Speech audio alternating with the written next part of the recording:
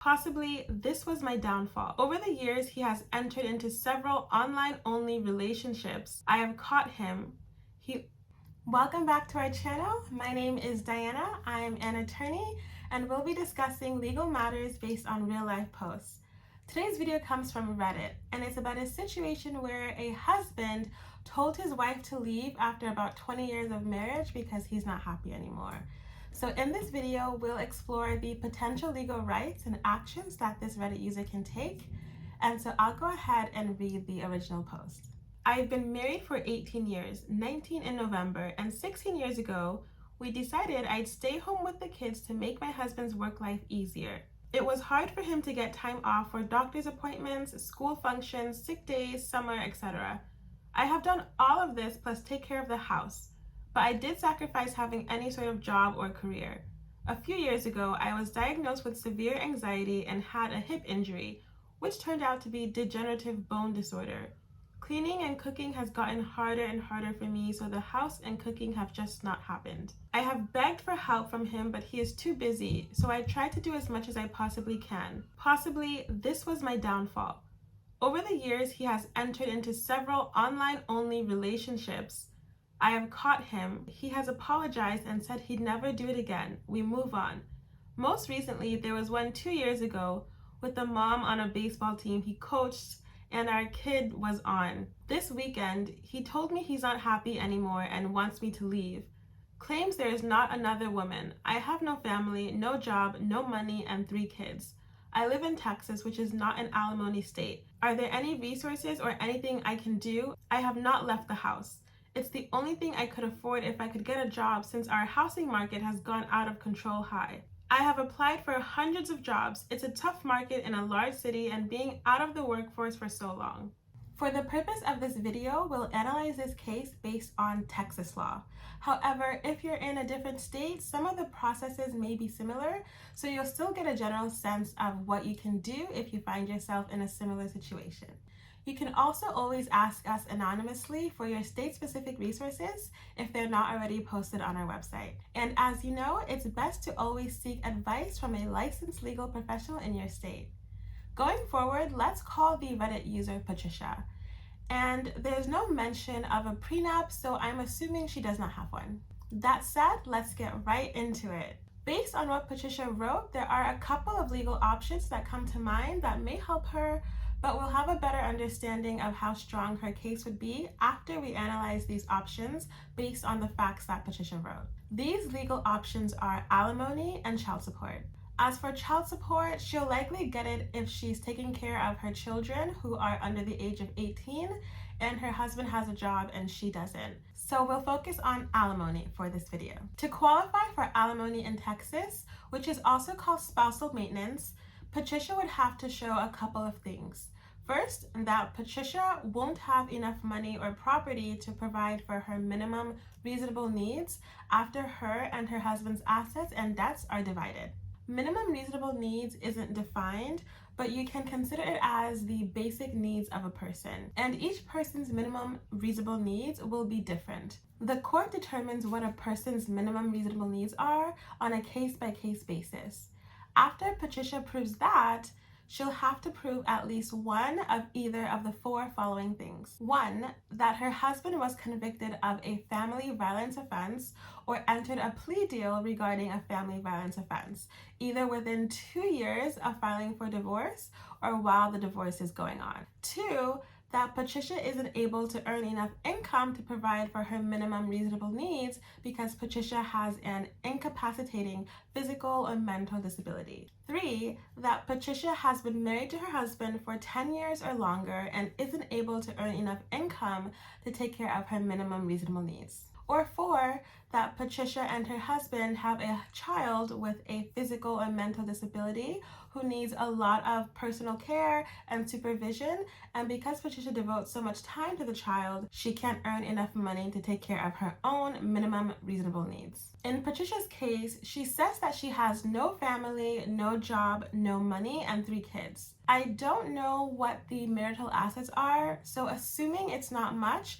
she may satisfy the first part of the alimony eligibility test, which is that she won't have enough money or property after her and her husband's assets and debts are divided to provide for her minimum reasonable needs. Next, we'll have to see which one of the 4 other criteria Patricia may satisfy in order to know if she can be eligible for alimony. Patricia didn't mention anything about her husband being violent or abusive, so she likely won't qualify under the first prong. As for the second option, where Patricia will have to show that she isn't able to earn enough income to provide for her minimum reasonable needs because she has an incapacitating physical or mental disability, Patricia just might qualify under this option. She stated that she was diagnosed with severe anxiety, which may also be a mental disability depending on how much it cripples her ability to work. Patricia also stated that she has degenerative bone disorder and had a hip injury which prevents her from moving around the house. This may qualify as a physical disability too, again depending on how much her movements are restricted.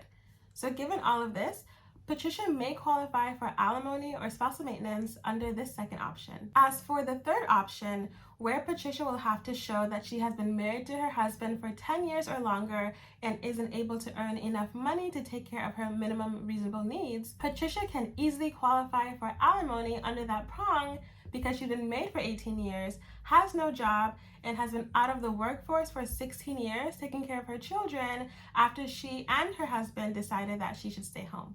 Finally, as for the fourth option, Patricia didn't mention that any of her children have physical or mental disabilities, so she likely wouldn't qualify for alimony under that prong if her children don't have any disabilities. Now that we've established that Patricia likely qualifies for alimony or spousal maintenance, the next question is trying to decide how much money she'll get in alimony. Courts consider many factors when determining how much a spouse can receive in alimony and for how long the spouse may receive alimony. Some of these factors are the ability of each spouse to provide for the spouse who needs the alimony, the education and employment skills of the spouses, how long it will take for the spouse who needs alimony to get enough education to take care of her minimum reasonable needs, how long the marriage lasted for, the age, employment history, earning ability, and physical and emotional condition of the spouse who wants alimony, whether either spouse has been hiding money or excessively spending money, how much one spouse contributed to the education or increased earning ability of the other spouse, how much a spouse contributed to the home as a homemaker, and the last one I'll mention,